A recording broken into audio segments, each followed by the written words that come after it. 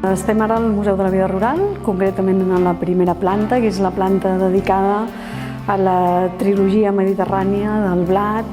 l'oli i el vi. Aquest paisatge que caracteritza tot el que és l'agricultura d'aquesta regió, del Mediterrani, i que era molt propi, i encara és molt propi, de la Conca. El museu està ubicat on hi havia la casa pairal de la família Carulla, que és qui funda aquest museu,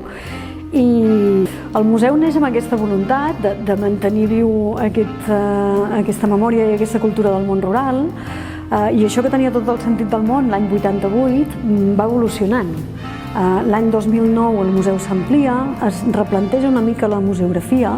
i es comença a plantejar que aquest món rural de fa 100 anys, d'abans de la industrialització, en realitat avui està com posant sobre la taula molts dels problemes o dels reptes que com a societat ens tocarà afrontar. Com fem possible seguir mantenint unes formes de vida que en si mateixes esgoten uns recursos i que per tant hem de replantejar si volem que les noves generacions puguin gaudir del mateix que han gaudit els seus pares. En aquest cas, el complement ideal de la visita ecològica és anar a veure abelles. Llavors,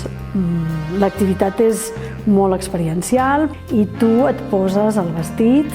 per anar a veure les abelles, et tapes, tens el fum